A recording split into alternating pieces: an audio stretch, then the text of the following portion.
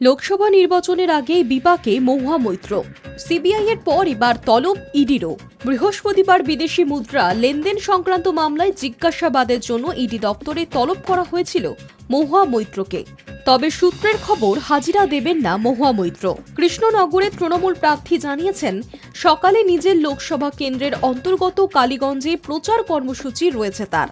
কৃষ্ণনগরের সাংসদ ছিলেন মহুয়া মৈত্র। তবে ঘুষের বিনিময়ে সংসদে প্রশ্ন করার মামলায় প্রশ্নের মুখে পড়েছিলেন মহুয়া। লোকসভায় এথিক্স কমিটি তদন্তের পর সংসদ থেকে বহিষ্কার করা হয় মহুয়া মৈত্রকে। ওই আসন থেকেই আবারও মহুয়া মৈত্রকে প্রার্থী করেছে তৃণমূল কংগ্রেস। ইতিমধ্যেই লোকসভা নির্বাচনের প্রচারে নেমে পড়েছেন মহুয়া। তবে মাঝেই এলো ইডির সমন। বুধবারই জানা গিয়েছে, বিদেশি মুদ্রা লেনদেন সংক্রান্ত মামলায় জিজ্ঞাসাবাদের জন্য তলব করা হয়েছে মহুয়া মৈত্রকে। তার সঙ্গে দুবাইয়ের ব্যবসায়ী দর্শন হীরানন্দানীকেও তলব করা হয়েছে।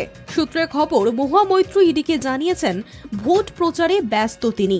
লোকসভা নির্বাচন শেষ না হওয়া পর্যন্ত যেন তাকে তলব না করা হয়। ভোট মিটলে তিনি ইডির মুখোমুখি হবেন। উল্লেখ্য, বিদেশি মুদ্রা নিয়ন্ত্রণ আইনে মহুয়ার বিরুদ্ধে একটি মামলা হয়েছে। তদন্তকারী অফিসারদের নজরে বিদেশি মুদ্রা লেনদেনের কয়েকটি ঘটনা রয়েছে। একটি নন রেসিডেন্ট এক্সটার্নাল অ্যাকাউন্টের লেনদেনও তাদের নজরে রয়েছে। সেই সংক্রান্ত বিষয়ে জিজ্ঞাসাবাদ করতে মহুয়া এবং দর্শনকে তলব করা হয়েছিল। ঘুষের বিনিময়ে প্রশ্নকাণ্ডে ইতিমধ্যেই মহুয়ার বিরুদ্ধে তদন্ত করছে সিবিআই।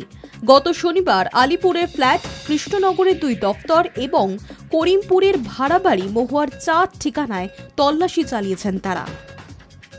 High news network.